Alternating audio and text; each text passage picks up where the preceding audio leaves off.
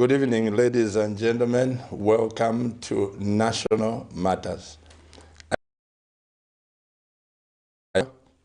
But just before I introduce my guest, I want to thank God through our Honorable Minister to announce to you, our dear guests, in case where you are, there is no electricity, you are in a remote place, or you are in China. CAMNET TV has now gone global. All you need to do, you don't have to wait for live WhatsApp, Facebook, and YouTube. You just go to Limix. I want to just bring it to you. If you go to your Play Store, it's both on Facebook, on iPhone, and also on Android. If you go to any smartphone, go to Play Store, you type Limix, L-I-M-E-X, Limix World TV.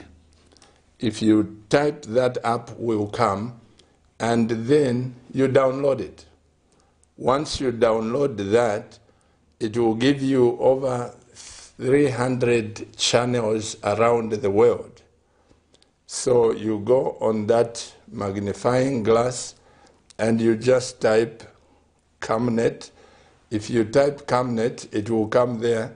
You click, you'll be able to watch CAMNET television in Thailand, in Sweden. There it is. I am watching the program right now. So we celebrate this achievement. In every country, there are some channels that have been picked to be on the global stage, and we thank God we are representing our nation. That said, allow me to welcome Honorable BRENDA TAMBATAMBA, who is our Minister of Labor and Social Security. Ma'am, welcome to the program. Thank you very much, Pastor Chiluba. It's a pleasure and an honor to be here. It's my wife and I who are honored, actually, that you took time to come and be with us. I've been saying from time immemorial, I remember Honorable Doris Lee sat where you are sitting. That's so. And I said to her that the problem with the government, you don't explain yourselves. This is why you have social media who are now taking things out of context. Even what government hasn't done, they will say government has done this. And you have no explanation. But CAMNET TV is your station. Wonderful. So as and when you want to explain things, Honorable Minister, you are welcome. My team is listening. Amen. Because we operate in a team. Amen. Sure, I'm so grateful. Well, dear CAMNET TV viewers, as I said, these are national matters. Let's just get some few etiquettes of CAMNET TV. You are not to say things about my guest which are not befitting. You agree with her points, you don't agree with her points, let's reason together. And those of you that say, okay, I'm in the Ministry of Labor, I love the minister, you are not to say things which can amount to arrogance to other parties or people who are not here to defend themselves.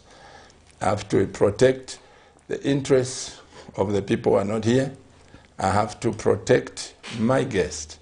So if you are to contribute when we open up the lines, please let's be factual, let's be intellectual, and may God bless you. Honorable. Yes. Labor.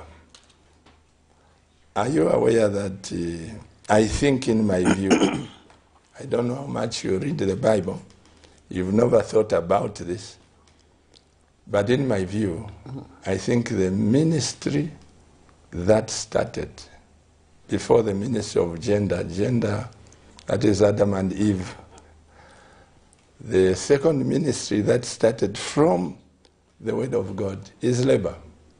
Because God told Adam that you will labor. You will sweat to have the food. And also there is this International Labour Organization. So we are so grateful. And may God richly bless you.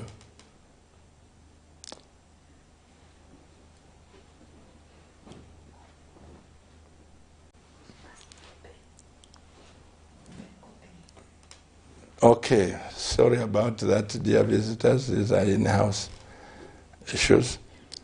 About labor, you are one of the oldest ministries. Tell the nation about the labor ministry. People don't see how important it is.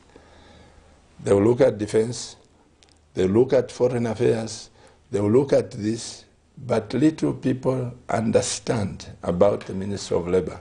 Honorable.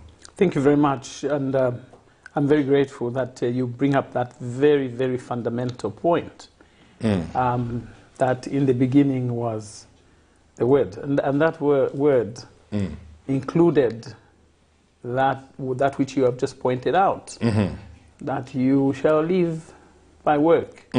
So we are basically, we eat work, we live, we dress work, everything we experience about our existence is about work. No wonder, Pastor Chiluba, no wonder even our national anthem does talk about work. Land of work and joy. And joy. Land of work and joy in unity. In unity. And then we go talk. So, and that you've talked about it in my ruminations elsewhere. I have ended up actually talking about it, that we are taught about work when we go to school, when we go into grade 1 or preschool or whatever, that you shall go to school and out of school you will get a profession and you will get a job and you shall work. Little reflections go into what exactly is work. What is work and employment? To the extent that what comes out, what ends up coming out, is a very segmented perspective of what work is. That we end up having a concept of work that is to do with somebody else employing you. And if nobody employs you, then you are not a worker. Then you are not at work. You are a loafer. You are a loafer. And a few times I've asked those of my gender about what they do in life, and they'll say, oh no, I just sit at home. And I say, what do you mean? So you sleep all the time? And they laugh and say, no, I don't, what I mean is that I'm not employed. So yeah, work and employment are two different things. They are two different things. So you've got to understand that, and if only we could get to that place, then even what we talk about today, about whatever challenges, would be a thing of the past, because what ends up happening is that we have got a very small group of people who are considered to be being workers. at work. Yes, to be at work. And the rest sit back and say, I am not employed by someone. So, so for me, work is very deep. Absolutely. It's a very deep concept, and I'm very conscious of the fact that I'm a worker through and through, that I wake up in the morning to prepare myself for whatever engagements that I have to undertake. That means I'm at work. Even to go into my bedroom when I come back from work, what is considered work, to go back to my home, go to the table to eat, go to sleep, there's aspects of work. Absolutely. Dimensions of work. I've got to lift myself and go to this place and that place and do all those things for my life to be well organized, personally, and also indeed for the rest of the members of the family. So irrespective of the fact that there's work that I'm employed to do elsewhere, there is work just around where I live. For me to survive, I'm working. So in having said that, work is also employment by yourself. You employ yourself, and that's why we're talking about self-employment, small-scale, medium enterprise, entrepreneurship, that which is generated by yourself is work. You get employed by yourself, and so we must accept the fact that there's work that comes from the external, and work that comes from the inside, from the internal, from yourself. that you ensure that I mean, as it is, we have people who go to work and who also go to their little shamba to go to cultivate. There are those who've got a little shop. There are those who make fritters and put on somewhere to begin to sell while they are doing other work. So work is a very broad concept. And so the sooner we understood that, the better for our families as well as our communities and indeed our nation and the global community at large. So yes, we are workers through and through, both at the employment place as well as at the place where we live. We are workers, and so we live by what the word of God that was proclaimed at the time of creation speaks about. If I could, in a nutshell, say that. And if we live to actualize that, our GDP would be something else. Absolutely. At the moment, we are having 3.7 million or so working for others who believe they are not at work, so they can put in only the bit that they can. Yet, if they optimized what they do around their homestead, when they come back from work and all the other moments and times in their lifetime, we would be somewhere else. So we are, as the New Dawn administration of His Excellency, the President, Mr. Hakainde Hichilema, and the alliance partners have said one of the pillars of the 8th National Development Plan is economic transformation and job creation. Every one of our citizens who's an adult, who's capable of work from the age of I should say 16 rather than to say the voting age. 16. If they put in the best that they could, the best that they must, then this country will truly transform. This country would truly become a wonder of the world. Today we are talking about Dubai, that only about less than 50 years ago was a fishing camp. But because the people in that community adopted the ethos and value system that the leadership put in place to say we've got resources here. It's not just a desert. There's much more that is hidden under the soil. They were able to actualize and bring Dubai to one of the most, highly, one of the very country that has grown, modernized, yes, but at a very fast pace. Yes, industrialized at a very fast pace. So I would be saying to our Zambia, our citizenry, open up and actualize work for what it is and what it should be. That way, we will get to a place that will be unimaginable in this present moment. Honorable Minister, going back to what you have said, I know there are a lot of people who think for me to be considered a worker, I must be under Zamtel. I must be under a bank or some company. But like you said, here, Honorable Minister, I advocate for every Zambian to get a piece of land. Absolutely, and I've been following. If we get just 1 hectare, exactly, even 2 hectares, we don't need to work. Being employed, we can do something else. There's a young man in our church, I'd been talking about this, his parents, the father died, and he left a farm with the mother of about 20 acres. He got all the money that he was getting from his employers, put them together, put the electricity there, did a lot of things. Today, he makes so much money. And he says, Pastor Chuba, had you not been talking about working with our hands, I would have thought that the pay is the best thing I had. But that 20 acres is giving him enough money. He bought a beautiful car and drove it here. And he said, this is a car from my sweat. But as Zambians, mostly we don't want. We just want to queue up where they are saying, there's a company that wants leaves from all the trees. Then you queue up. I think, like you have said, this is where we've got it all wrong. What is your, what would you consider in these 2 years, Honorable Minister, that you've been in office, what are some of the milestones have you encountered as a ministry? Clearly. Or what you have achieved as a Ministry of Labour? Thank you very much. The Ministry of Labour, of course, is mandated to formulate policy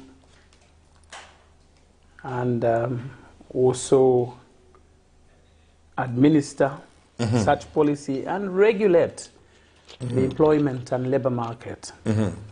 And in having said that, the key areas of our mandate where it's pointed in that policy formulation and administration is to ensure that you take an employee, a worker as a whole, and see them through the milestones of their life calendar, or their lifeline to the time of retirement. And so, at the end of the day, the fact that someone has to get a job is within our mandate. Employment creation, motivating, should I also say, animating opportunities, identifying opportunities for employment, encouraging, promoting skills that will render someone employable. So narrowing the skill gap that we see between what our objects are, the priorities are for nation building, and the skills that are available in the communities, amongst the youth, amongst all the other employable people. Ensuring that we measure the skill gaps and go in with interventions such as what we have done in that area is focusing on internships, learnerships, so that you get young people to develop skills in those temporal postings that will get them to qualify for more long-term jobs. So that's one of the things that we have done. That was one of the achievements that we have put in place, that we've developed and put in place a national action plan in that area that will direct activities to promote and broaden the space for employability for young people and other employable adults. So that's one of the initiatives that we have undertaken. We've been working on a policy to review the apprenticeship law, which has been seated there for a long time without having to look at it. So working in collaboration with the Ministry of Education, Science and Technology, we've been working on that to ensure that we've got a clear direction that suits the times. We are living in the 21st century, and so we have to bring our laws in tandem with the priorities and aspirations of that moment. So a plan in place, policy, an amendment that we are working on for that apprenticeship piece of legislation, and other activities on sensitization of those who fall in that bracket, for them to be alert to opportunities for training that are coming, for instance, with the CDF also, which is another achievement that the government, as a one government, we operate within the umbrella of a one government approach, that CDF provides responses to a number of issues, some of which include employment issues. As we know that within the CDF policy, the CDF which has been put in place, there is an aspect which focuses on financing, skills development, skills training, as suited to the priorities that we have outlined. So that too is a contribution. It comes in to support the objects that are in the National Action Plan for improving employability. So that is one of the elements that we have undertaken. So on employment, there are other initiatives on SME development as well, supporting our sister ministry that has come on board now within the new administration and alliance partners government. So we're supporting that sector as well with a number of issues to do with employment, as well as matters that relate to social security and social protection. So bringing them in close to interact with some of the statutory institutions that are also operating within our mandate, NEMA, NAPSA, workers' compensation, and a few others. So getting the informal sector to also provide for, start looking at themselves, as we were saying, those who are in the informality might not think of putting in place measures for social protection at the time when they tip out of the edge of being employed, working hard, so that they also procure pension for themselves, they also procure health insurance for themselves, they also procure a compensation. They pay to the Workers' Compensation Fund Control Board to ensure that if they get injured,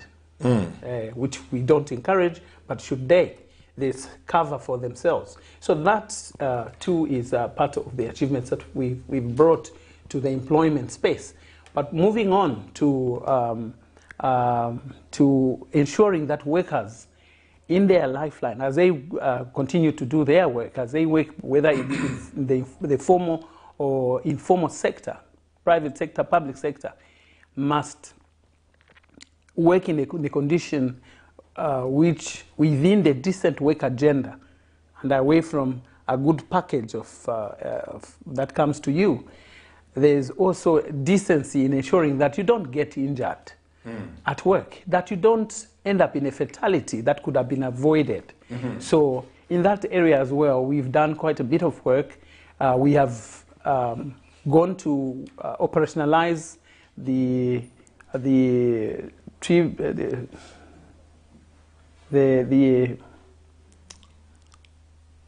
operationalize the organ that has been put in place to ensure that the tribunal, actually that's the word that I was looking for, we've operationalized the tribunal which was not operational to ensure that it provides for a cheaper option than going to court, of course, when you have a matter that you do not agree over with the compensation at against the employer, against the compensation itself. You take those matters, instead of going to court where you have to pay for lawyers or legal fees and all other sundries, you are able to go to the tribunal, which is a cheaper option. So that has been put in place, so our people, our employees, our workers who find themselves in a situation where they've got an issue that is seemingly unresolvable, they'll go to the tribunal to be attended to. So that makes it easier as well for them to attend to matters that relate to their social protection.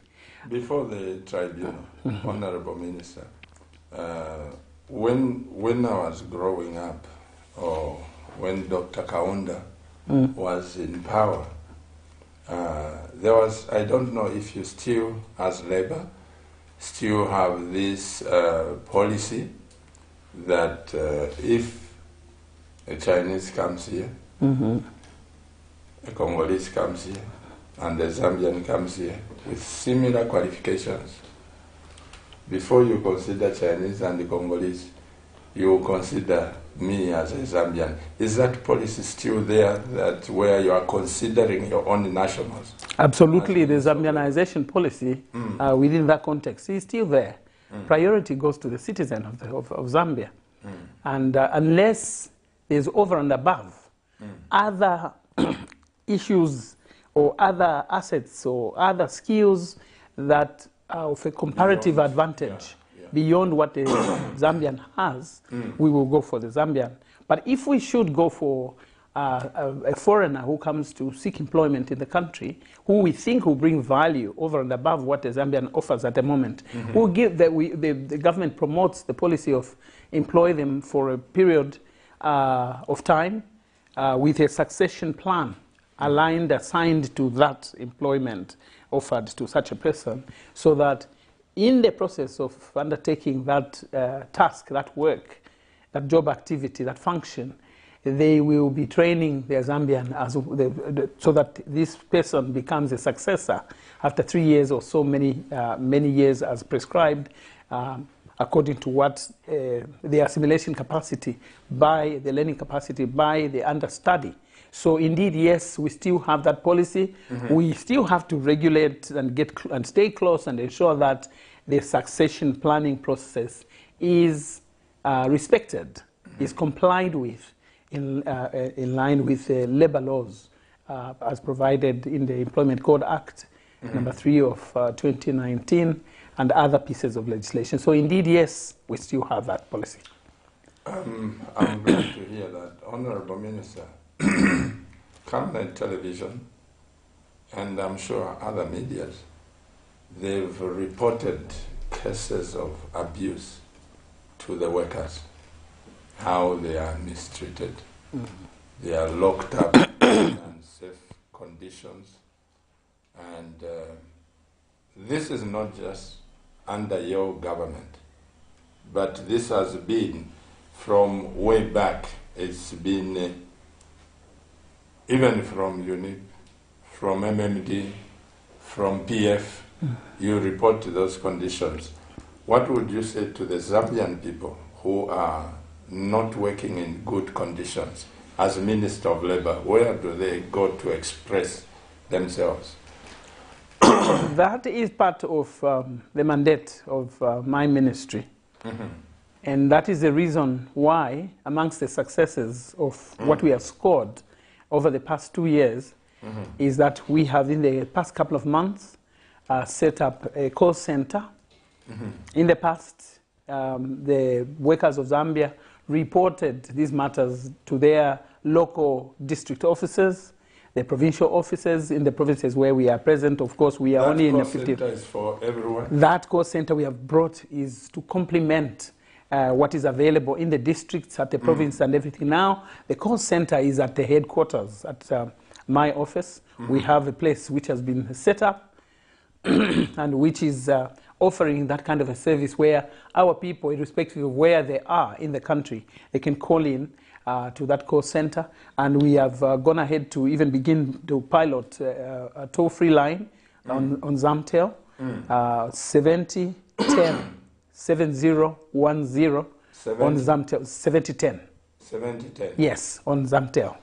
So that's a toll-free line where our people can call in and deposit their grievances. And we have people on standby to be able to respond to them in good time, you know, in real time, rather than send a letter or doing all those kind of things. Yes, they can continue doing what they've done in the past, but they can call into the call center and somebody will be at hand to respond to them, log in their issue, keep it tracked because it's automated. Keep it on track and know who, if the person who responds does not provide a response immediately, they will assign. There's a provision to assign to someone, one of the officers, who will follow through the case until exit and the closure of such a case. So we have been doing it for the past 10 weeks now. We've been online on that one. And so this is our learning point that will help us to expand and see how we can move on to the other providers, mobile facility providers like Airtel, MTN, and see, Madam, others. What I said, that as government, you don't explain things. Now I'm just learning, and dear Zambians, just today, early morning, I received a phone call, Pastor Chuba, there is this, and I said, our chief editor, call our chief editor. But these are matters where, if the Zambians had known that under Ministry of Labor, if you call 7010, you'll be attended to. This is what I'm saying. Absolutely. We can make Zambia a better country. Absolutely. Instead of you, dear viewers, the government is doing nothing. We don't know where to go. There you are. 7010, you reach the Ministry of Labor, and they will respond promptly. Zamtel. And through Zamtel. This question of saying the police are not working, the government are not working, unless they fail, then you will be able to say, past I tried and nothing happened. But that said, Honorable Minister, the people who may not live in Lusaka, have you decentralized that number, or it's countrywide, then you assign your officers? It's country, at the moment it's at the center. It is at the headquarters, but then the delegation of responsibilities to respond also delegated, effected from the center through the supervisory system that is there, so that if it's in Kalomo, if it's in Mporokoso, and there's the nearest office next, we will delegate the functionaries, the authorized officers who are in those locations to be able to follow up on that case, do an inspection if they have to, undertake an inspection, establish what is actually pertaining on the ground or relating to the issue, and go into the resolution processes of social dialogue, if it should be, bringing the employer and the worker to the resolution table to resolve those issues. So we have started, and indeed we acknowledge the fact that information dissemination may have been slow, and so we have put in other mechanisms in terms of other ways of upscaling on what we are doing to ensure that we deliver a better service to our people. We can serve our people better. We have also developed a booklet, frequently asked questions, an FAQ. We have developed that also, and we launched it in the same period between September and now.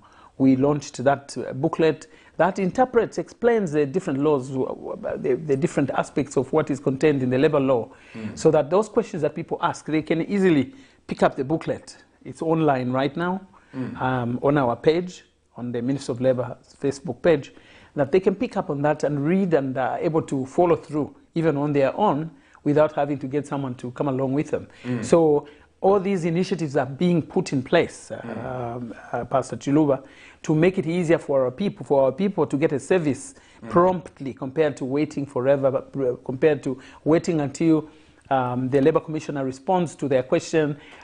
Depending on where he is, he might not be immediate, but they are able to pick up and read and get to understand and follow through with the matter.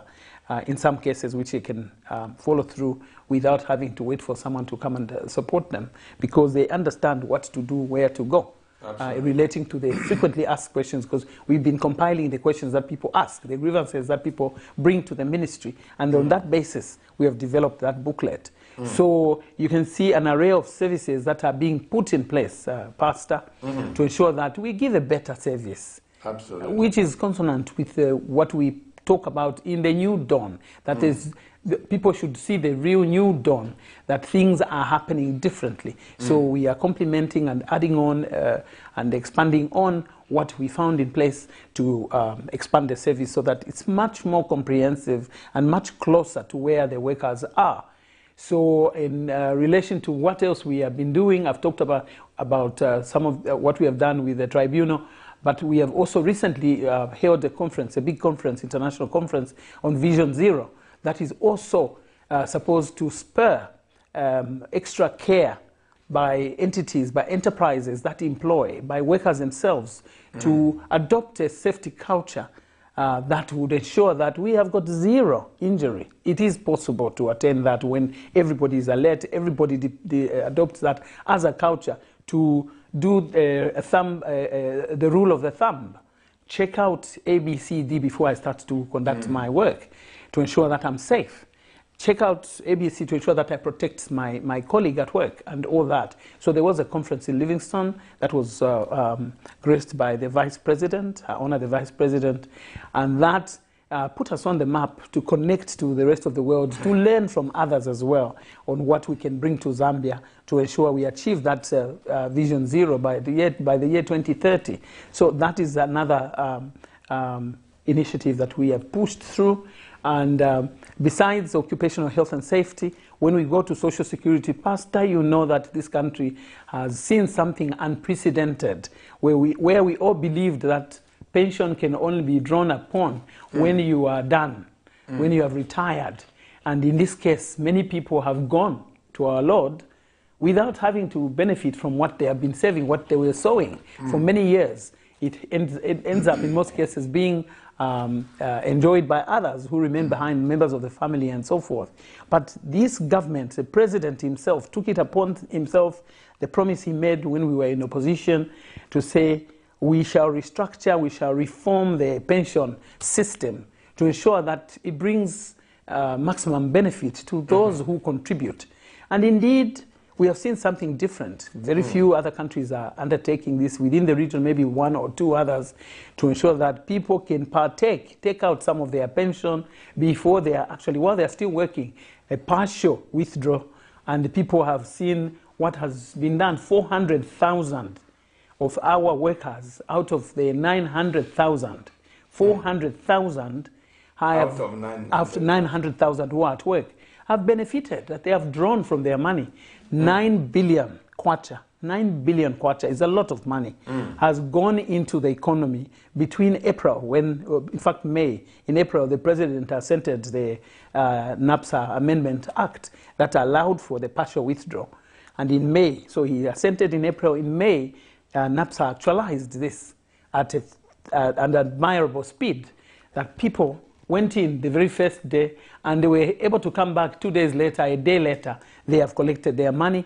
And Pastor Chiluba, we have seen people who have gone into what you have been preaching, what you've talked about, taking up your mantle and going to entrepreneur. We've seen people go and invest in animals. I listened to somebody who said, I bought 18 animals out of my pasture, the 20%. That people thought was a small thing. But somebody has bought so many animals. Some have bought bonds, government bonds. They've gone onto the financial markets and bought those bonds. Others have built houses. Others have built shops. Others have sent there. Within this short period of time. Just imagine 9 billion kwacha that has gone into the economy. If we track it, paid out through NAPSA, and NAPSA is still sustainable. Some people thought NAPSA would collapse. Not at all. NAPSA is worth 68 billion kwacha. 68 billion kwacha. And so they've been able to pull out that and pay. And at the same time, you would recall that when NAPSA was when NPF was closing, it was put in abeyance still to pay and wait. Sorry. And wait. Wait for those that had not yet attained their pension age. But this government said, go ahead and close, because administrative costs might overrun what the worth of those who are waiting their payment is. So we paid out again 1 billion, about 30,000 or so, about 30,000, just below people. Those who are on the Zambia National Provident Fund, frozen accounts, have been paid out, have been paid off. They've been paid off. 1 billion kwacha has gone into that. So here it is, we've got 9 billion paid out for NAPSA partial. On the other hand, closing out the accounts for Zambia National Provident Fund so that we save the administrative fees, the cost that goes to administering that fund until 2036, when it was supposed to be actually closed.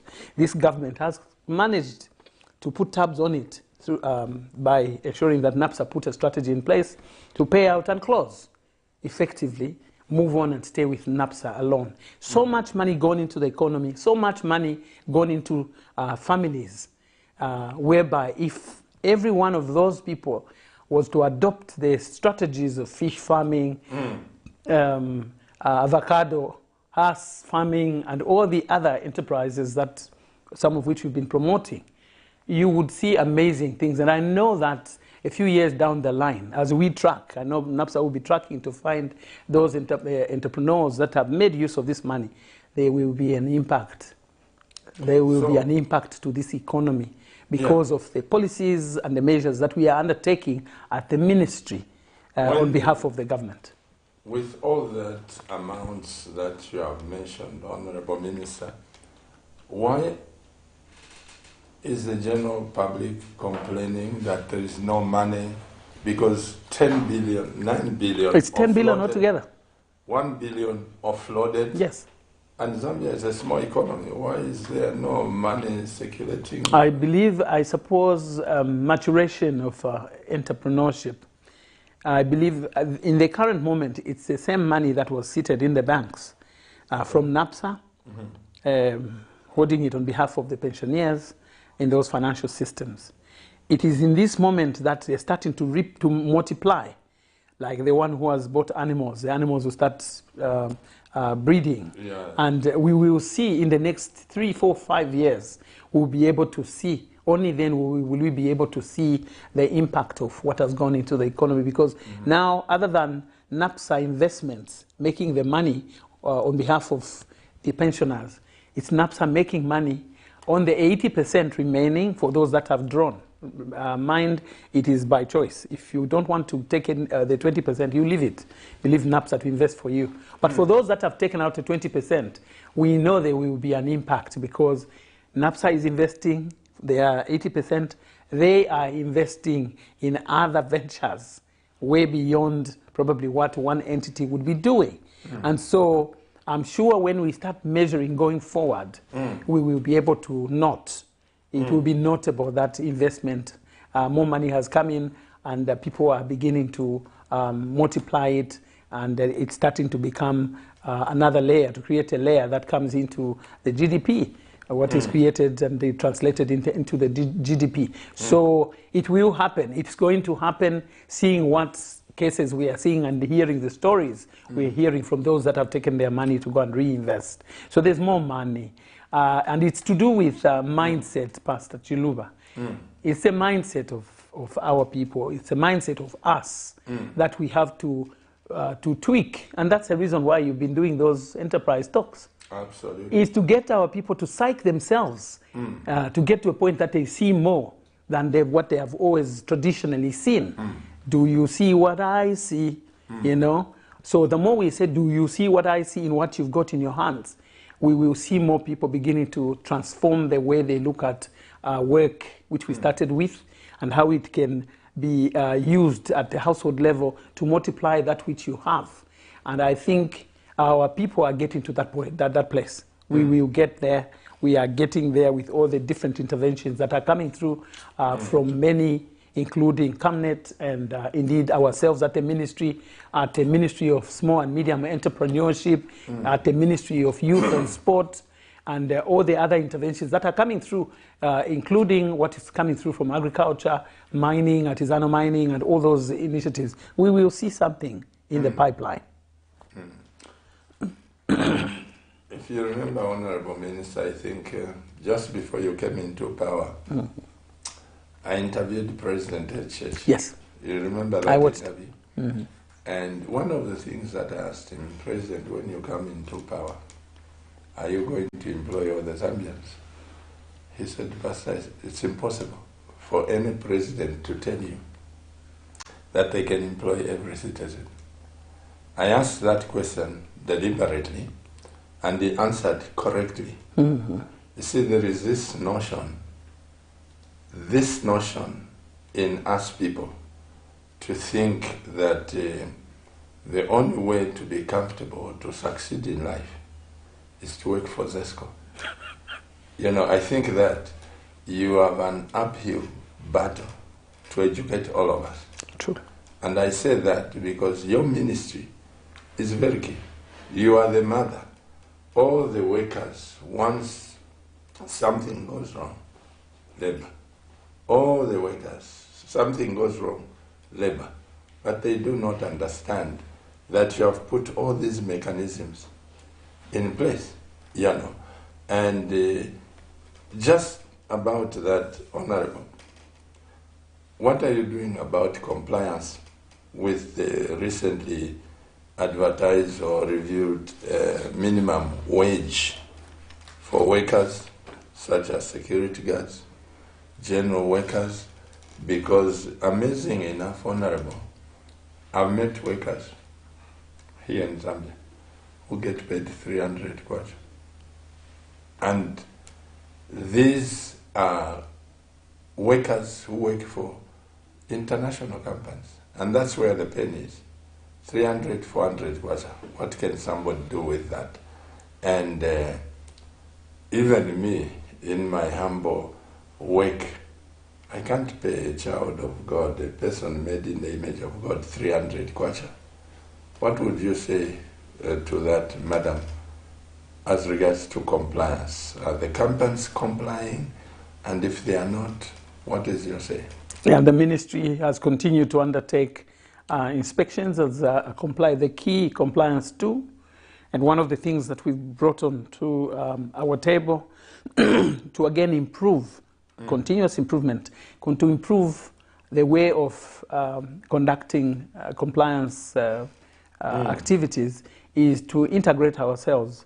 Not only ministerial inspectors, but we also take along the statutory institution staff, inspectors. NAPSA is on board. We bring them to the table. Workers' compensation is on board. NEMA is on board. ZIRIM, the Zambia Institute of Human Resource Management, again a regulatory institution that was brought in place, another achievement of the New Dawn government administration, that in 2022, again in April, this ZIRIM, which used to be an association, became a professional association, then became a regulator of the human resource management space to ensure that every employer employs someone who's qualified, not what the doctors, the medical profession would call quacks. So we put in place that by amending the Zambia Institute of Human Resource Management Act, and this brings on board those inspectors to come along with us while NAPSA is looking at pension payments and the workers' compensation on workers' compensation fees, NEMA on the insurance the levies are being paid. The ZIRIM will come and check out whether this entity, this employer, has a qualified human resource personnel or expert to interpret the law, to ensure compliance. Even before the ministry comes, these people must have qualified human resource experts who should interpret the law for them to comply. So the frontliner for the Ministry of Labour at this moment is the member for ZIRIM. So those who become members of ZIRIM are the ones who are qualified to occupy that space, so that they are interpreting the law to their management teams. So we go with the whole of this team. Our own inspectors and indeed the statutory institution inspectors are on board. So we are going out to check out and penalize at the same time those who abrogate the provisions of the law. So you would hear the instances when we actually even close, we temporarily shut down that enterprise from operating while paying. They do not shut and send away workers without payment. They have to be paid for the whole duration. Because you didn't comply, that is your issue. You have to pay the workers who you have inconvenienced by you not observing what the provisions of the law are. So minimum wage is one of those areas of compliance that we pursue.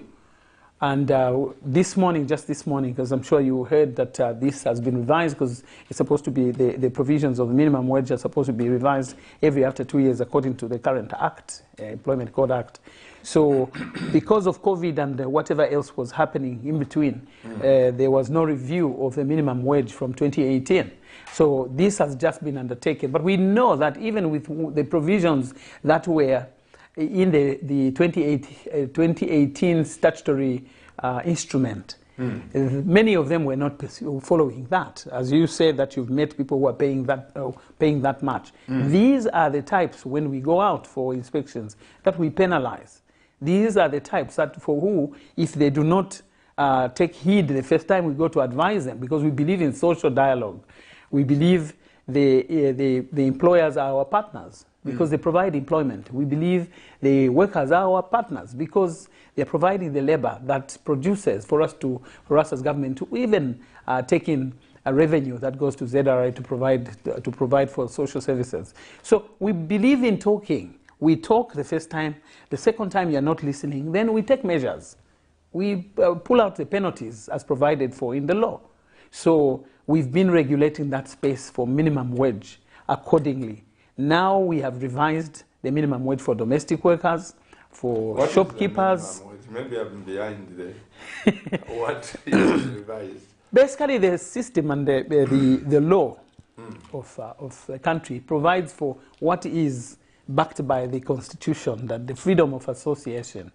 So part of the decent work agenda is to ensure that a worker has the freedom, exercises the freedom to belong to a union of their choice, so as to have a platform on which to negotiate, from which to negotiate better conditions of service with the employer. I'm going to ask you, what do you do with companies that stop their workers from belonging to a union? They will be penalized as well accordingly, according to the provisions of the law, because that's a human right.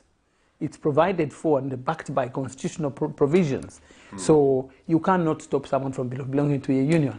So such an employer is not an employer of choice. We always say to our partners, the employers, represented by the Federation of Employers and the United Federation of Employers, that you ought to be a responsible citizen, and your corporate social responsibility begins at what you do with your worker. You can't be the best corporate responsibility practitioner who does not take care of your own workers, but you go and support external entities. No, no, no, no.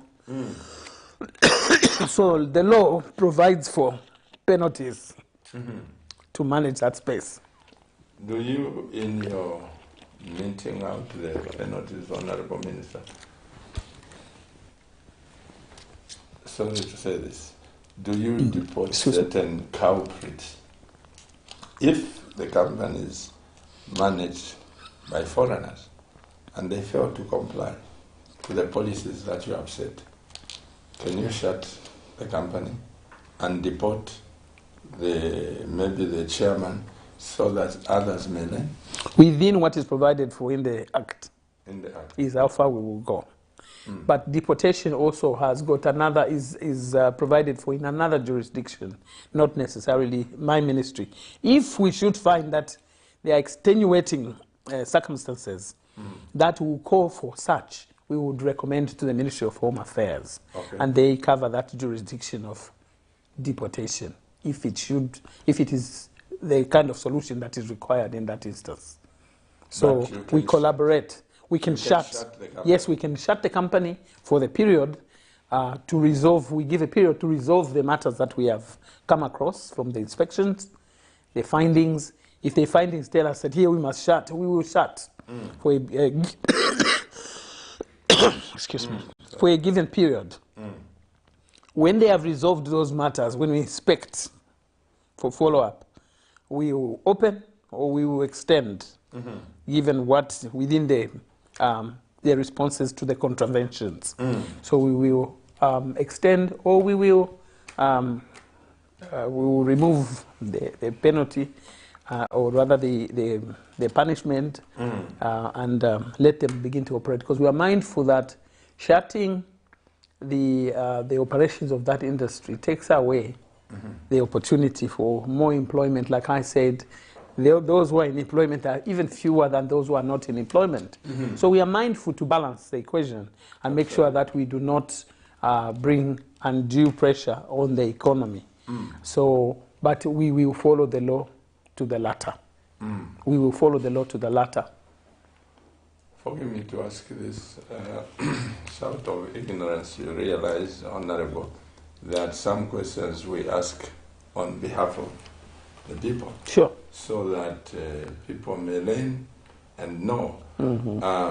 Are there incentives that you give to a Zambian company as opposed to the foreign company?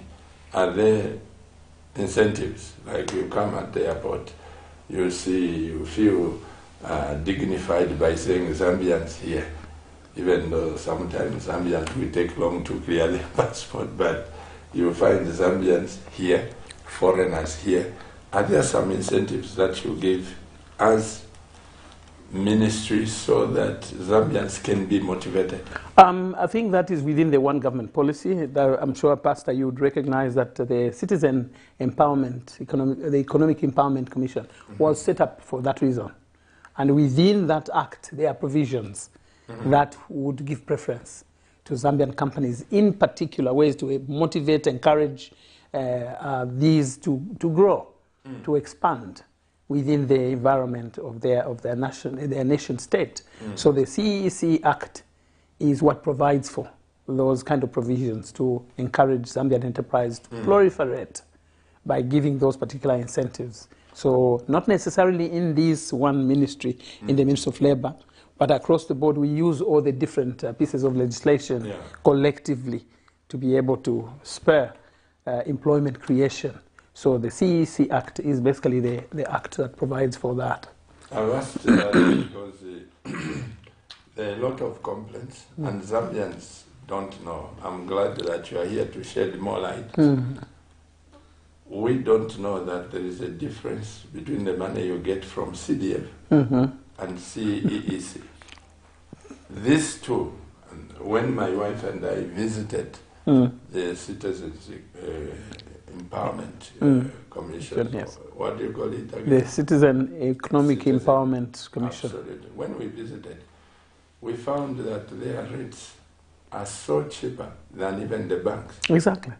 But the people go to the banks. Citizen Economic Empowerment. And they give this one. Mm-hmm. And the only complaint maybe that is there with the CDF is that you cannot access the funds. People can't. The CEC. No, the CDF. CDF, that you can't easily access it. But there is also this economic citizen fund. Yeah, definitely. These are the different windows that we are seeing opening up space for growth of local enterprise, national enterprises. So the CDF is provided to ensure that every one of our citizens seated in their own constituency will partake of such funds, empowerment, because even within the CDF, there's empowerment lines, which is which is provided for through the grant. People are getting 40,000, 50,000, 20,000. Amounts are taken to growing their small enterprise. Those who say, I do not have capital. And so government has provided for an opportunity for free money. This is free money that is coming through. So long as you've got your cooperative, you don't get it as an individual, you get it as a group, so that we maximize on the benefits to the larger community. So that provision is there for free. So probably you will find that there's influxes, more people coming to try and partake of that free money. And so the few will, those others who miss out for that particular round will feel, yeah, it's difficult to get this money, but it's available. And the one thing that our citizens, our people in the constituencies must bear in mind is that for the 2 years gone, 2022, 2023 gone, the numbers are getting fewer because others have already benefited, the next round has benefited, and there's fewer now who will be coming for 2024, 2025, and so forth to access that money. So there's room, there's opportunity there. The other line is the loans, the credit line within CDF, where people are getting anything close to 150, maybe some of them 200,000. That is very cheap money. Again, somewhere in the 5% range, 5 to 9% range of interest. If anything, I think it should be about 5% interest. Very cheap money. Again, another layer of our citizens who can go and get that money and do. I've seen in my constituency. I was looking at one person who was talking about, this is unbelievable. Just a few years ago, we couldn't manage to access money like this. But here, and I was seeing their fish, maybe getting to, quite a sizable one in the village out there. They are a collective, and they have done their fish ponds. Did you get them that money, Honorable, as a member of Parliament? They wrote, secure that money. Why is it that some constituencies, they say, no, this CDF, it's amazing, it's shocking. Because I personally, in the recent past, I was issuing out grants in the amounts of how many groups? 80 groups got money. This is a third round that I have done. In the first year, it was 2 rounds, and I've done the first round. I'm yet to do the other round. 80 groups, 80 groups receiving money in Kasempa. Yes, 80 groups. Besides the ones who got in 2022, another group of that same number got money. Maybe 100 groups got in the first year. This 2023, another group of 80 have collected money. Imagine the impact if these groups do what I saw today with that group with their fish, because it's real. They said we got 65,000 kwacha, and I'm seeing 3 fish ponds. And their fish is sizable, the kind of fish that we buy in the market. So imagine the impact that we're going to see. So those 2 lines, so the money is available. I don't see how impossible it can be for another group to go and get. If you missed the other year, you go to the next year. This gentleman I was talking to said we were competing between me and my head group headed by my headman, village headman. And I thought our group should back down and allow the group led by the headman to take, because we know 2024 is coming and we will get money. And so he's sure, and I know for what he did, they definitely will recognize what they did. Let the other group get, we'll get the other year. So I have 24 wards, and literally every ward, every one of the 24 wards have gotten money. Some have gotten eight groups have gotten money. You can imagine what it is for a ward to get 8 groups getting these cooperatives, 8 of them times if they've got 30 members. Are you documenting those? We are documenting. We've got the reports that that profile these cases. So that money, right on the ground, no one of Zambia living in a particular community to say, no, in my ward, money never arrived. Because there is a WDC, the Ward Development Committee, that decides to apply. And the CDFC, the CDF, the Constituency Development Fund Committee, only works with what the WDCs have applied for. So the probability that they'll get money in every one of the wards is so much there, whether in Lusaka, whether in Matero, Lusaka, in Chawama, Lusaka, in Kanyama, Lusaka, and Chilanga, everywhere. Everyone has got access at that level. Those who now are at another level, as we say, small and medium enterprise, the medium enterprises that are growing, expanding at development stage to become companies real time, these have got a provision as well. Wherever you are in Zambia, you can come here, money which is slightly, which have got interest rates which are higher than what is provided for in the CDF. Come and get this money. To me, I count all those things as part of the employment that this country, that this government is providing. All those contractors who are getting money from the constituency projects, in the community projects, constructing schools and all those, they have got a provision that they are getting from. So if you don't get a grant, you get a loan. If you don't get a loan, you get a project as a contractor and build. Living back in the village, I would come up with a company and be able to compete to procure a project and also get employment from there. And considering that this is Zambia. Exactly. So everybody is catered for on the ground at a national level. Then those who are growing from the constituencies, who feel we are bigger, I need more money, like 500,000, I need 2 million, I need 5 million or 2 million and above. Those now say, well, I can't tap from the CDF. I will go to the Citizen Economic Empowerment Commission and go for that money. Slightly more expensive than what is on the ground, but cheaper than what is in the banks. So literally all the levels are covered for. All the levels are covered for, not to mention the young people who have given the money to go and acquire a skill to build or to be a carpenter or to be a farmer or to be whatever, so that they too, later on, after getting the skills, can come and compete for these monies that are coming here. So money is available. And all this is tagged to employment creation by the government. So when we count employment that is being provided, it is not just the employment that comes from public service in terms of the teachers, the health workers. It's additional to that public service, it's private sector through the informal sector for the Zambians themselves to say, well, let's create an employment for ourselves. Why continue? There are those amongst those, the employable population who would say, rather than me going to get a job where I'll be given 300 kwacha, why not go and make my own enterprise and pay myself to the level of my productivity? Absolutely. Why not do that? So if you miss this, you will find opportunity in another port, another port, and another port. So literally, Pastor Chiluba, this is the moment of our Zambian people, of our citizens, to become entrepreneurs, to become self-employed, to employ their family members and the members of their community, and expand the employment space so that we are able to employ from the 6.5 million who are without opportunity to get a job. So through these initiatives, the government has provided for employment creation beyond what the international company will come and offer me here. Besides that, there's artisanal mining also, which has been provided for by the government, and we're seeing our young people from all over forming their cooperatives and getting artisanal licenses. And as the government, as the president is very passionate, President Hakainde is so passionate about get out, get this license, and go in and find partners to work with you. And those who have gotten artisanal mining licenses are finding partners, are finding equipment.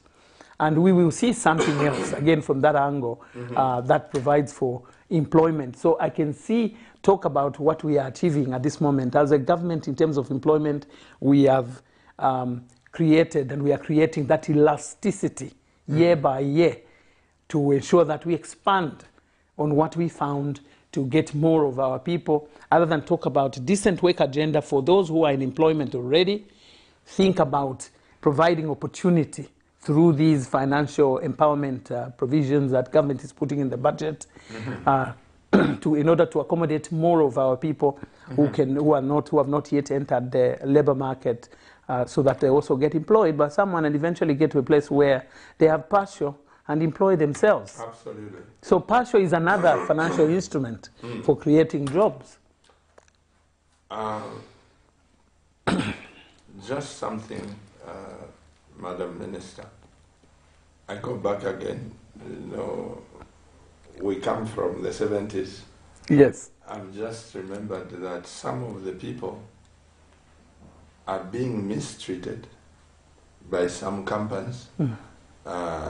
I'm sure you still have the policy that I can't work for 2 years, 3 years without being confirmed. There is a period where you have to assess me. It's called probation. After that, you confirm me. But there are those who have worked for a year or two and they can't be confirmed. Do you check on such companies and people? Part of the inspectorate responsibility, part of what the labor commissioners, the labor officers, the labor commissioner, assistant labor commissioners, the commissioner does. And so as we go out to do inspections, all that are the findings, all those are the findings that we would, here seated in my blue folder here, are some of the reports that come from the officers when they have gone out to inspect maybe once, twice, resolution is not being provided comprehensively. What is outstanding? They will come, if they see this company is truant, they will come to the minister, and the minister will join in to go to visit such employers and have a good heart-to-heart talk. And the measures still stand. We will put in measures and shut down if that is what is required.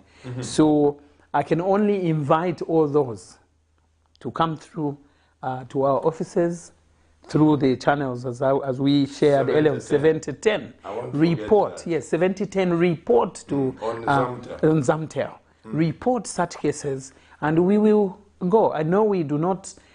We are not represented in all the locations. Out of the 116 districts, we are only in about 54 budgetary constraints, knowing where we are standing in this moment as a nation state. But of course, we are expanding in a modest way. We are beginning to add on 1 or 2 in any financial year. In each financial year, we add on 1 district or 2 more, so that we expand our reach. But in the moment, we also follow the industrial development trends and allocate personnel in those locations. So if they cannot reach out to those districts, get to Zamtel 7010, and we will attend to those issues. We will never tire, Pastor Chiluba. We might be delayed because of constraints of personnel, the number of hands that we have to get to the different places in the right time. As it is, I'll be going to Western Province. I'll be going to Luapula. I've been to the other provinces maybe once, twice, and so forth. Now I'm going to, I've not been to Luapula, off to Luapula to see outstanding cases, so that I go with my team in a comprehensive manner as we go with the statutory institutions. So I can only call upon those kind of cases to be reported by our citizens. So Workers of Zambia, never give up. Your government is here to work for you. Bring the cases. We will follow through. I know some of them will tire and say, oh no, they didn't deal with my case. But never get tired.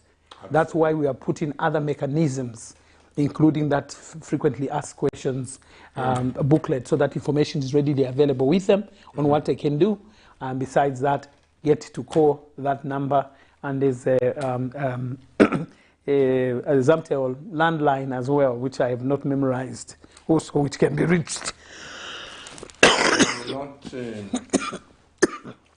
I am not a unionized worker, Honorable Minister, but Zambia is on my heart. I've been promoting things before your party came into power, even in UNIT, in PF, MMD. But surely, if policies are good that you are putting in place, why can't we, as Zambians, jump on the bandwagon? Whether you belong to that party, this is about Zambia. You know, this is where we sometimes go wrong. Whenever we are doing something, we put on the glasses of political... we wear colors. Yeah, so... We wear colors. Absolutely. Instead of saying, let's develop Zambia. I'm saying this before I open the line and allow a few people to ask you, Honorable Minister. I would suggest that these things you have shared here, I know you have a booklet, I know you have all this, but please find it upon yourself to call the media houses, to call upon this, and through your director, bring adverts so that people can know. If I'm in trouble, call 710. Mm-hmm. If I'm in this, you know, that kind of education will bring tension in some sectors. This is just my opinion and my suggestion to you, Honorable Minister. Suggestion taken. Anyone who loves this nation absolutely should be able to say, I'm a Zambian. Absolutely, absolutely.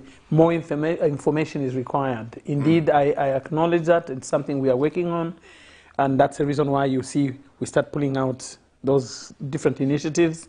And so even the adverts that you refer to are necessary. They are important. Any other ideas that our people can bring to the table are very important. Who wants a nation that is half-baked? We want a fully baked nation where we all are aligned, are harmonized in the way we look at the world, the way we think, having the same access to the law, to the legal provisions that protects a worker at work, protects an employer as well. Because on one hand we are workers, on the other hand many of us would be carrying an enterprise and employing another person or two. Absolutely. So what you apply to, what you put in the laws to apply to employers also affects the Zambian, because it's not only companies from outside who are employers. Zambians are employers too.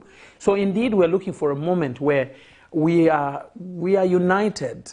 We know the same thing. We understand the law to a large extent as much as possible.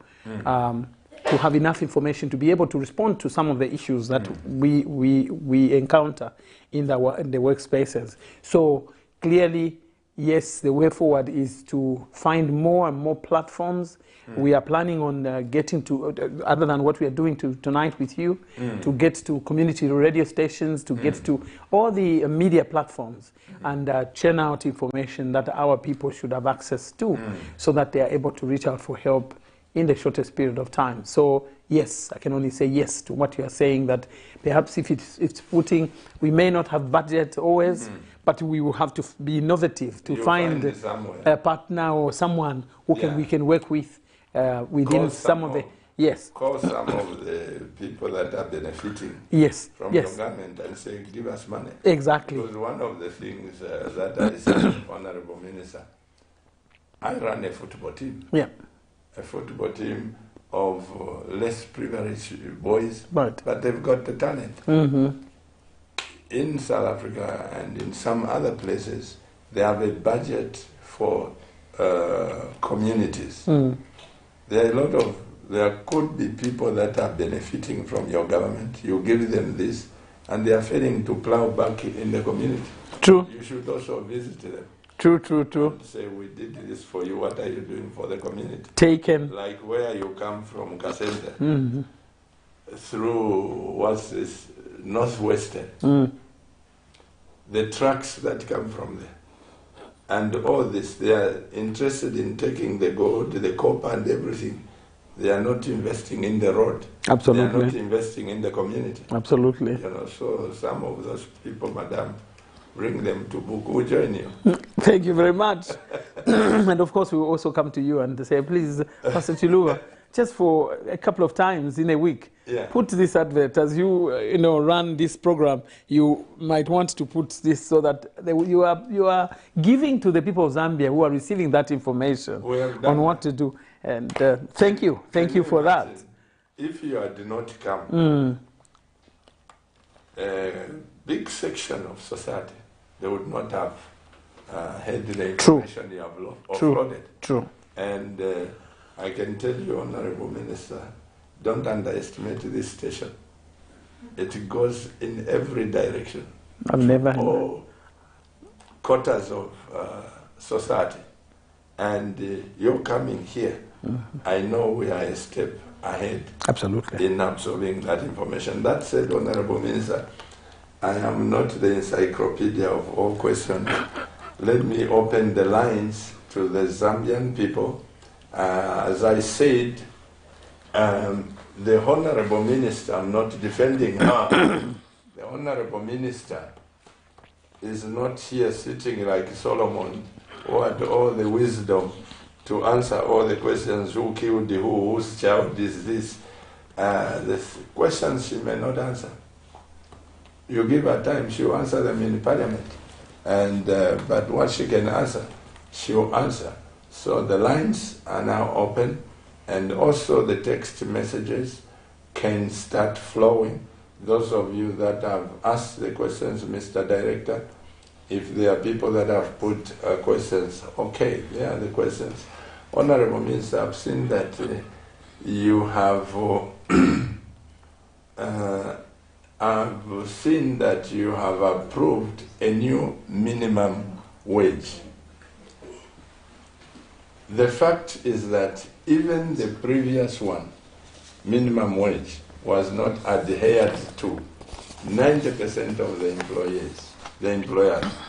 My suggestion is to come up with an SI compelling all employers to pay their workers via the bank, that you can easily monitor how many companies are paying correct wages as long as banks don't hike the withdrawal charges. This is the only ministry that can change the working conditions of citizens. As long as you are average citizen, will continue complaining. There is a suggestion, Honorable Minister, that you can come up with an SI so that people are compelled to pay through the bank. You've heard about this, your comment? It's a good suggestion. And I think the best I would say is check again within the existing laws as to what is pertaining. If this is already provided for, in the law, then it is to just seek ways of strengthening it.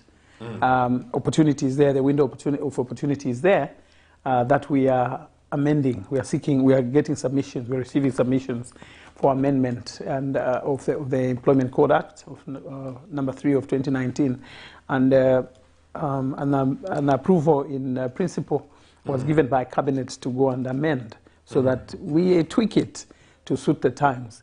If this is one of those aspects that we can check out for to strengthen, then we must. He's saying that 90% of the companies did not comply. I would have to check out the numbers of those that we have found wanting. Facts from, but this is a loss for the government and the people. Yeah, for sure. We will check it out to see what the provision is exactly in this case. I like what you I must commend you, Honorable Minister. You are insisting on what the law says. What the law says. You are a good minister. Thank you. Others would have just, not others in this country, I'm saying that others would have just blown up like a bazooka. No, arrested. We promise to you, the citizens of Zambia, that we will govern by the rule of law. For me, it's the easiest thing to do. To just follow the law. Follow the law, because you become... Let's go here, Honorable Minister. Hello, good evening. Good evening, Pastor. How are you? Permanently blessed. How are you too? I'm okay. Madam, good evening. Good evening. Thank you, sir.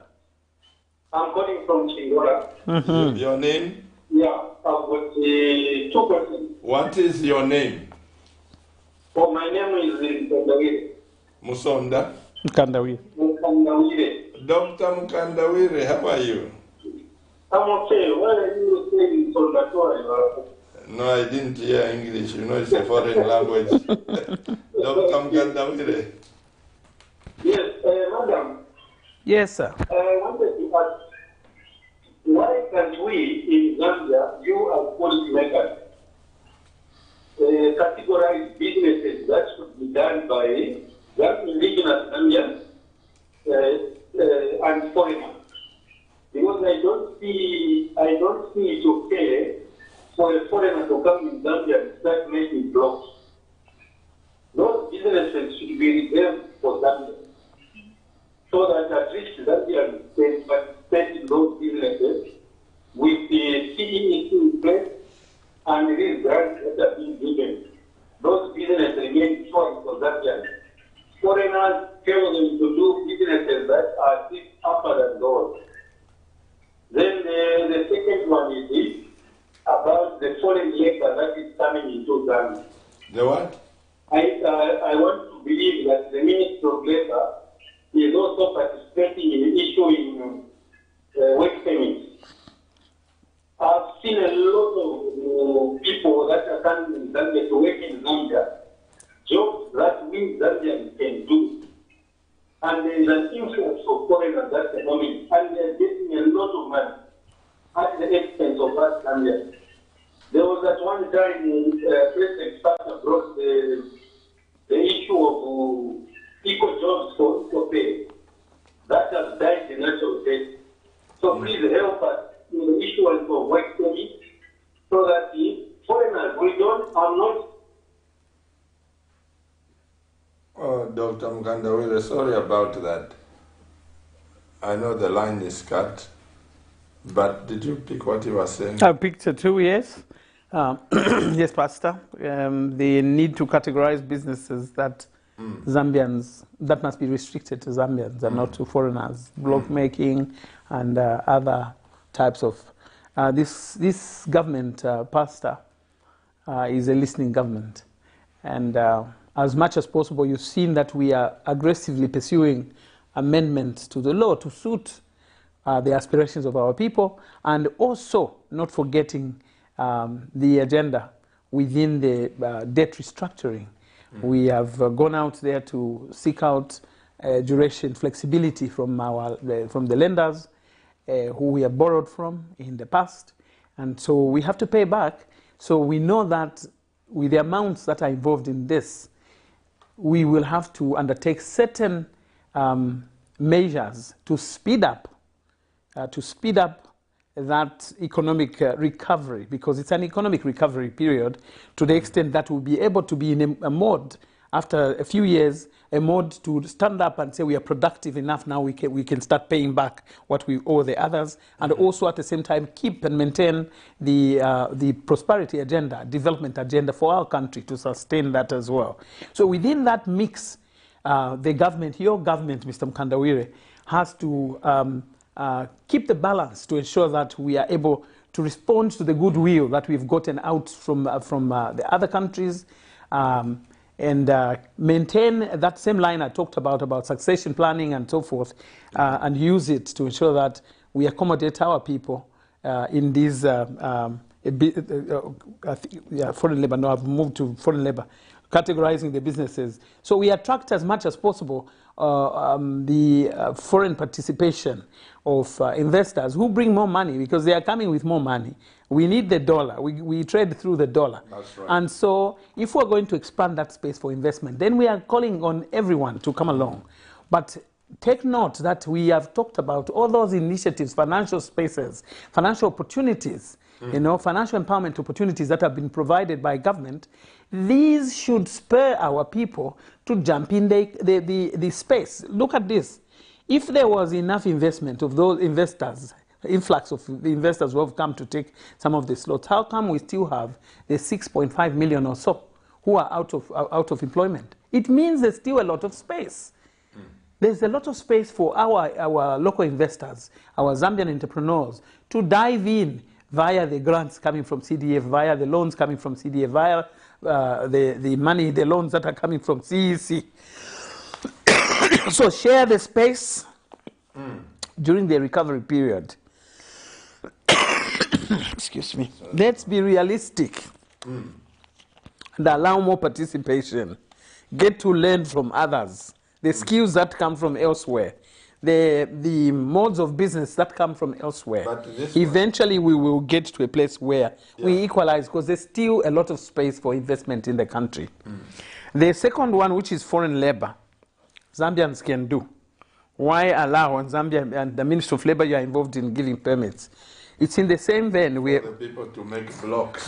No, the people to make blocks was the categorization of the businesses. Yes. Yes. Oh, the businesses. Categorization. Why not come in and also do?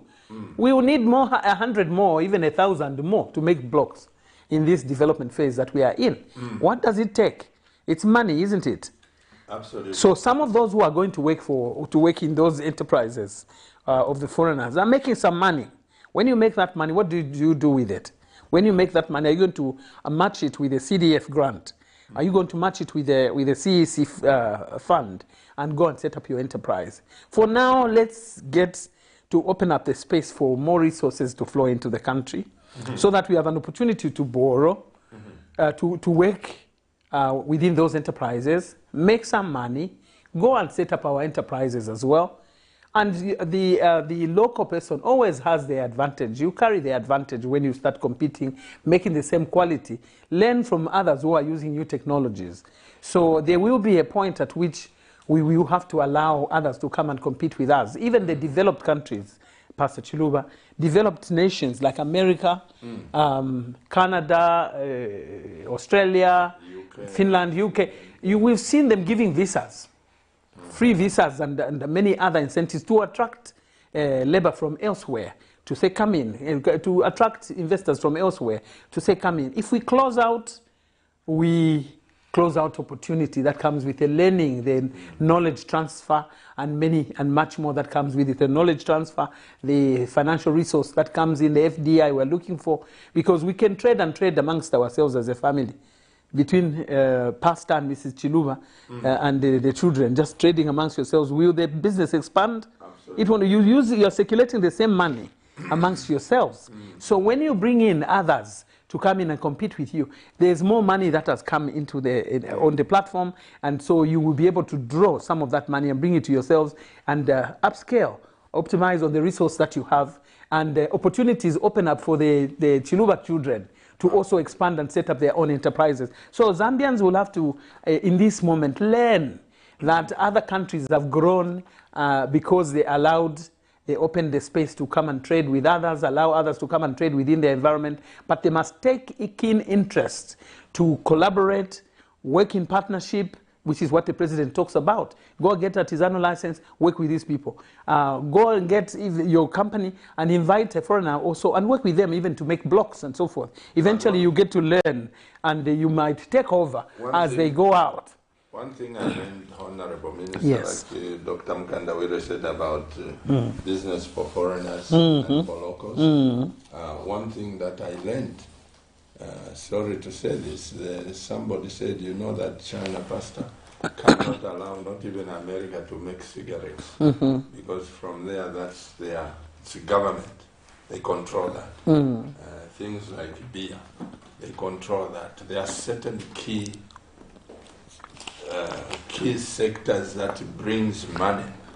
And as government, of course, 1991, we privatized even the things that we should have kept. But also, as Dr. Mkandawire said, now the government can only benefit through locals. So if locals are empowered, when I make 500 million, that 500 million will be banked here. I'll be scared to bank it in Mauritius. It's not my country. That's the beauty about empowering the Zambians. But like you said, you are listening, government. Let's pick up some text messages. And I'm so glad the way you are explaining this. This is a long text. I wish my wife was here. Okay, good evening, our minister and Pastor Bishop. Thank you for the wonderful and kind discussions regarding the minimum wage for your workers Minister and Pastor, it's my appeal that when officials from the Labour Office goes into the field, to meet business bosses in companies regarding the salaries, they give their employees. I advise that they take confidence to check the company payrolls and consult from some employees of the company. Otherwise, the companies produce pay slips and pay slips with a lower salary is what they give to their employees as needed pay salaries. Please check with them very well. This is one text. Another text before the minister answers to this one, that they don't show the actual pay slips. The president promised retirees that they will be receiving retirement packages 3 months after retirement. 11 months after retirement, I haven't received anything, not even terminal benefits and the repatriation allowance. This is Chimunya Godwin Chinyama Godwin Mushibi, former judiciary officer in Zambezi. So I think the minister would answer for the two. And yes. This person who is in Zambezi. Yes, thank you very much. Company payrolls, I agree fully, 100%. My ministry does take time to go and dig into the payrolls. We do not take inspection at face value, where you go and talk around the round table and you believe everything that is that is laid on the table, unless it's actually laid on the table in terms of the documentation. So our inspectors do actually delve into documentation, go into the payroll and study the payroll until they get to find the real truth, rather than, okay, here are the pay slips. You invite them to come to the ministry to bring documentation. You cannot take it as the final unless you have gone to investigate. So I agree with the caller, and that's exactly what we do. And if there's opportunity and room for improvement, these are the areas that we want to improve upon. And one of the ways that we are improving upon such is inviting ZIRIM, working with ZIRIM, the Zambia Institute for Human Resource Management, to ensure that they school, they educate, they sensitize the human resource officers who are their members, who are certified, who are licensed to operate as HR officers. So ZIRIM will also go in and make sure that these officers are ground truthing in what they provide. Otherwise, they risk the revocation of their licenses. So that is what we have brought to the table, to have an extra eye through the HR officers who are licensed to be members of ZIRIM. If they do not tell the truth and provide the right documentation and do the job correctly, then they risk being they become unlicensed. They will unlicense them, and they will end up not practicing. Because if you don't have a license as an HR officer, you will not practice. You will not go to work for anyone. So this is where we are trying to consolidate this capability, capacity enhanced to optimal levels, that we can go in not only as Ministry of Labour inspectors, but also the inspectors from ZIRIM to dig into this one. So I basically just say this is correct, what they're saying is right, and this is what we do as much as possible, except for that we have got lesser hands, but this has been complemented by bringing on board ZIRIM, who supervise the HR officers, who are practitioners who also participate in payroll matters. So we can only enhance that area. Yes, it is true. Retirements, the Zambezi case of Mr. Mushibi. Yes, the president said this is what we will do, and this we can prove by the fact that budget is being availed. And I know that it is continuous improvement where there are few gaps. Combine that with our last caller. Okay. Honorable. Hello, good evening. Hello, good evening, Pastor Shidoga. Good evening, sir. What's your name and where are you calling us from? I'm calling you from Lusaka. This is Salimo. Salim. Yes. Good evening, Honorable Minister. Good evening, Mr. Salim. Yes. Yeah, I just want to contribute also. Yeah. I'm very much interested in this program. Yes, sir. Yes. My contribution is that where I operate from, I see what the Gambians go through. The way they are being treated at their place of work. Yes. Now, I was even asking my colleague to say, do we have the Minister of Labor here in Zambia? Because the way people are suffering in the first actually reach Congo. Because I want to talk about my campaign in Montoya.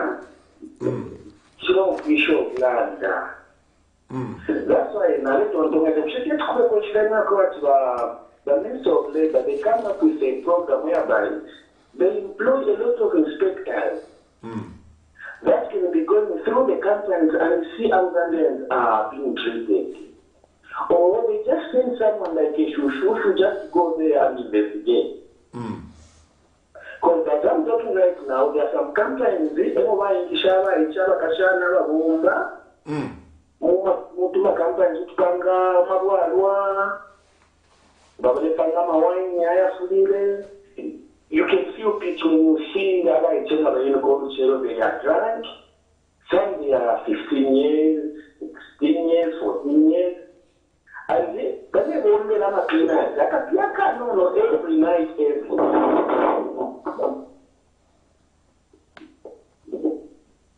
Hello? Yes, Mr. Salim. Yes, sir. So, the Shimape Tokoena, Tigma Fuako Shakurati, Mayoga Tambatamba. Baisha Kofi Shia, but Batumako, Batuma Industries, Wale but then when from Mazambian, they go back. All my companies are Panama projects are Kurati, but under every day, but then Shama permanent basis, but then Shama piecework. For example, per night you watch a 35 quarter every night. But your company was saying you don't get into which Momo Batola Bushi thing. So to a long ago. Gasua Foko Finchila, Yakwatrai Chakufia, Toilet industry, Chilika area, Mumba Road. There was this company where I went, I was surprised. Just a great home Zambia and Nuare machine. All of them were foreigners, except a cleaner. They were in Zambia. Balapangama plastics, Sama tissue, Balapangama containers. Then I was asking this guy from Zimbabwe to say, why is it that you want to employ people from your country? Is it because this company came from Zimbabwe, that's why you're employing Zimbabweans only? He didn't give me the correct answer. It was just like, my brother, no pillars. Then the only Zambia no now we know what they I didn't clean what they call over. I think not fair. Well, before the minister comes in, Mr. Salim, this is why this is our nation. The ministry may not have enough supervisors to go around the country. You are the eyes, you are the ears for the company, for the government, and let's put ourselves together. That 70-10 should be there. But have you heard the Honorable Minister? These are some of the things. He cannot disclose the name of the company. They sue Cabinet for inviting the minister. Those are confidential. But please give us the information through Cabinet. I can also pass it on to the minister. Absolutely. Let's work together. Absolutely. Honorable Minister. Thank you very much. I think I'll start with that same one. The 70-10 is a line to get us through. But as you have indicated, I'm grateful for that. We have media houses that know where to find us, and they will bring this information to us. And so, CAMNET, thank you for saying you can pass on such information for us to go and target those places. We do target. We receive information that come from our people. Whistleblowers bring information. We do run and go. In the past couple of weeks, we've been to places. How did we get to go to those locations? Because someone raised their hand and said, such and such a place, such and such a place. And my team knows at the ministry, they have got a plan, which is planned from the beginning of the year for these inspections, but we will, time and again, bring in new ones, even if they are not on the list. We'll bring them on the line because of the urgency with which we assess a matter that comes through. We are able to say, okay, we can shelf a bit on this one and take this one looks like a priority. So we are prioritizing and reprioritizing. That's right. To ensure that we attend to the urgent ones, the burning issues that are coming from our communities. So indeed, get us through, Mr. Salim and many others out there. Absolutely. Get us through that number 7010, Zamtel 7010 to the call center, but also pass on such information through media houses that know, that have contact with us. They will be able to feed us with such information and be able to follow up on those matters. We are striving to find the best ways that even over the next period going into 2024, we will seek to find other measures to put in place, whether setting up temporal locations and outreach locations where we go and pick up on information. If we say Chinika area like Lusaka where we are able to do things like that. We set up a posting, a place to post these so that we're able to pick up and follow up so that we provide for closer access, urgent access for people to go and post their... so we will be looking at other measures to add on to what we have done this far. It is not in our interest. We cannot afford. Zambians have only one country. This is their country, and they must be given as much cover as possible within the means that we have. And if we have to do some extraordinary relationship building, network building, we will do that network building with entities that relate to the agenda on decent work agenda, to human rights agenda. Even the Human Rights Commission, if someone dropped such information, I'm sure they can pass it on to us. Police, if someone dropped, I'm just saying, just thinking about the other entities and organizations that are out, the human service organizations, I'm sure they are able to link and hook to the Ministry of Labor. And so we will make deliberate deliberate measures to reach out to some of those entities that are well known by our people, so that we are able to collect information that come through that may not manage to see their way through the call center or to our offices by proximity, and build those networks. So we will do everything possible to ensure that we reach out to our young people. As he was describing these young people, some of them very young and so forth, I started thinking about child labor, which is one of the areas of our mandate as well that we are catering to, doing sensitization within families, within communities, a lot of programs that are going on in the Eastern Province for sensitization. You know, with 4 they are growing. Child labor is one of the things that families survive by, enterprises survive by, but yet they affect the school-going child. The impact is negative, and so we are doing such programs. So when we hear about such young people, again, we begin to look at horizon and find organizations that are operating and working with young people that could easily help us reach those young people who are entering the workplace underage, and certain workplaces which actually are not, they are not constructive business. I mean, where they have unconstructive interactions with young people and impact them negatively. We will seek to also find strands and which networks can help us to reach such young people. Absolutely. And provide the service to them as well, provide the cover to them as well within our mandate. Yeah. Well, Honorable Minister, there is a saying in BRENDA, "Atushum fapatu nono." Nangu shemu alanda for 5 days. I guess I've mapofena chimwati walinto. Absolutely. But I know that there's one more before you close. That the Zambezi person, the government is providing resources. Even this appropriation, the budget for 2024, money has been put in place. We know this. We have to unbundle slowly this debt for pensioners. So the program is on. It was on for 2023. It's still on, and we are also looking into. But the backlog is what we have to acknowledge, that the backlog was very big.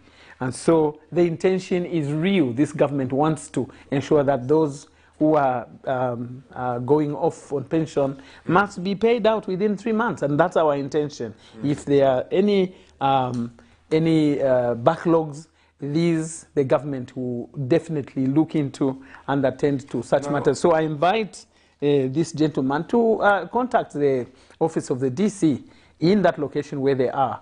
They should be able to contact the office of the DC. The best is to contact the office of the DC, and the DC can connect to the provincial office where such payments are being made, because I do know that I received such requests and grievances from some of the pensioners in my location as well. Today I was looking at one, and these are the ones we pass on through the DC's office to the provincial PS, and the provincial administration will be able to offer direction, and what is supposed to be paid from the provincial office is paid out.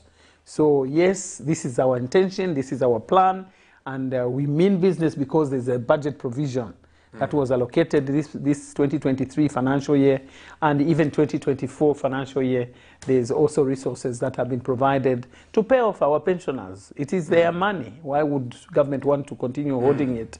Where it is possible for us to pay, we are making a provision to pay. And so please contact Mr. Chinyama, contact the office of the DC to link you to the provincial office, and I know that your matter will be resolved.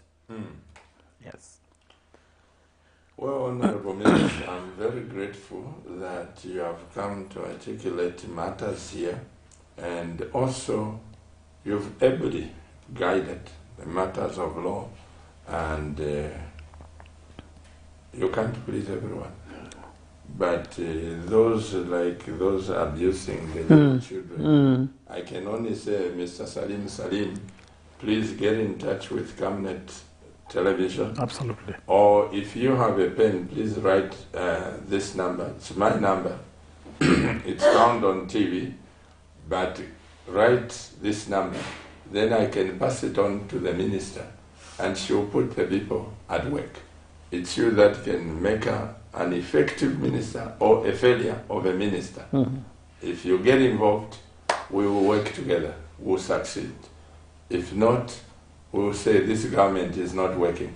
So get this number, it's on TV, but my directors put it out, 0962 965 883.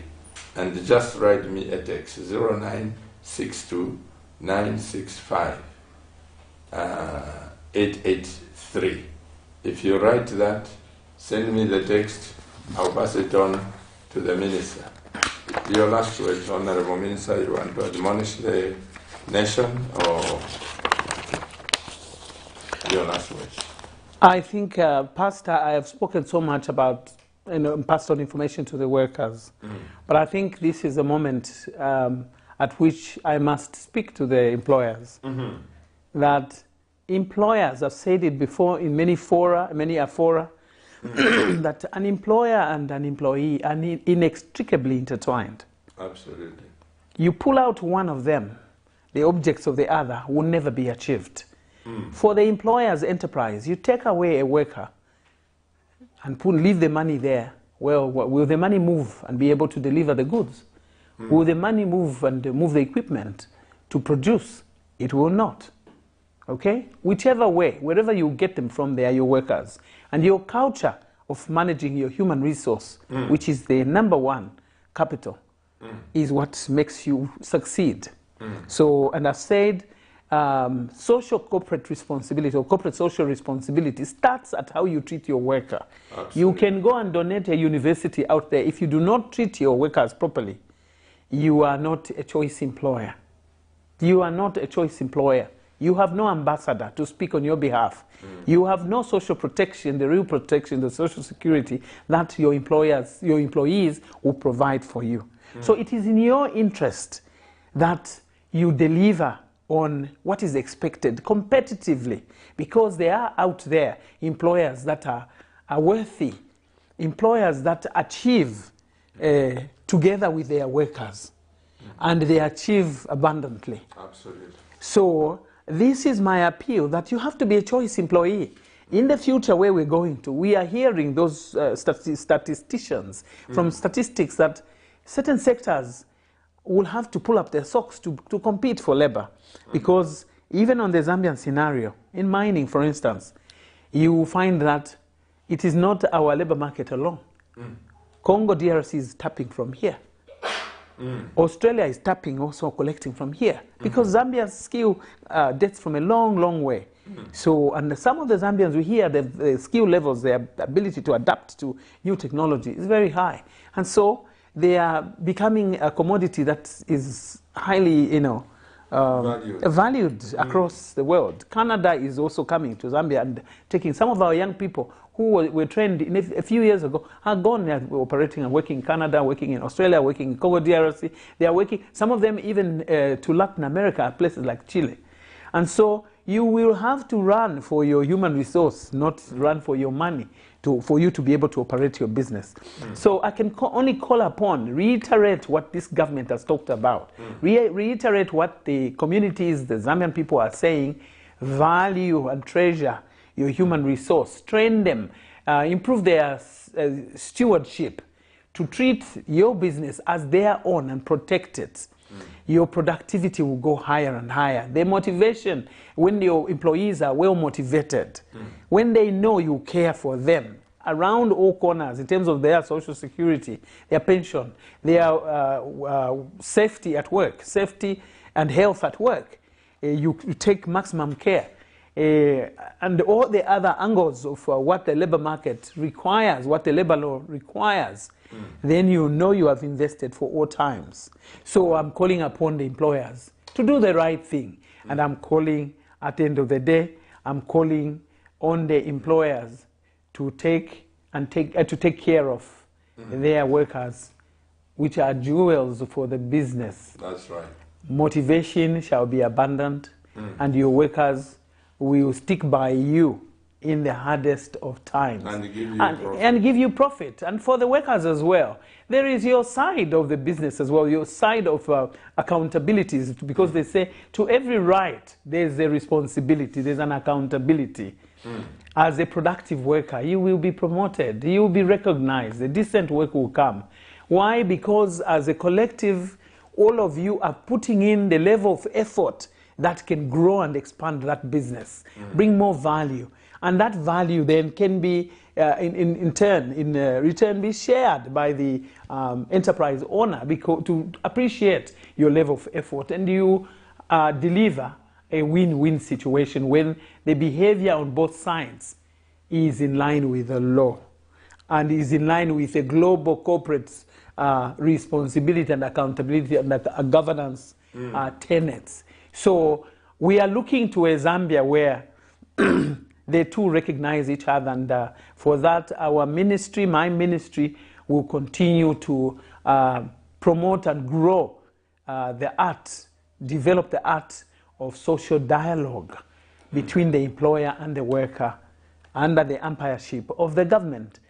The rest I call upon, for the rest of it, and in conclusion I call upon both to come to the ministry, the worker, the employer, so we continue resolving through that mechanism that we have put in place. The government has put in place the tripartite consultative labor council, where you find the unions representing the workers, the federation of employers representing the employers, and indeed the government representing both parties, seated at the apex to moderate and be the chair. So let's continue the conversation. I will be back when you call upon me. I am most grateful. As a matter of fact, I can tell you that following up people like Salim Salim, Dr. Nwansha, Dr. Mukandawire, I'll be able to help you to package some questions, and you come and address the people. This one, I didn't even know where to stick, but I was so grateful that you responded, because workers in this nation, they have a lot of complaints, and they will say, no, the government doesn't listen, but they've heard it for themselves. Yes. They've heard that the 70-10, which I will never forget, even me, I will be using it. 70-10? 70-10, where you just launch the complaint. Let's work together and beautify our nation. Thank you very Honorable much. Minister, thank you so much. Thank you very much. For coming, and Pastor Chiluba. I'm very grateful, and also to my directors, the PAS. Please convey our love. Thank you very much, and convey my love to Madam Chiluba and your team here. We are family. We are grateful. Dear Cabinet TV viewers, there you have it, and whatever labor issues that you have, whatever we haven't covered, and those texts that you have sent and I didn't read them, I'll jot them, pass them through to the minister, and if there are some sensitive, like she said, whistleblowers, I'll get your number and pass it on to her so that we can help our nation. Tomorrow, don't blame the government if some workers are mistreated. They are not God. They don't see everything that goes under the darkness. So you must be able to help them. On behalf of my wife, the CEO of this great television station, our director, Isaac Chifita, the cabinet crew, TV's members of staff, you are awesome. Especially you, viewers. May God bless you. I can only say, keep watching Cabinet TV, because Cabinet TV is not just another channel. Bye-bye.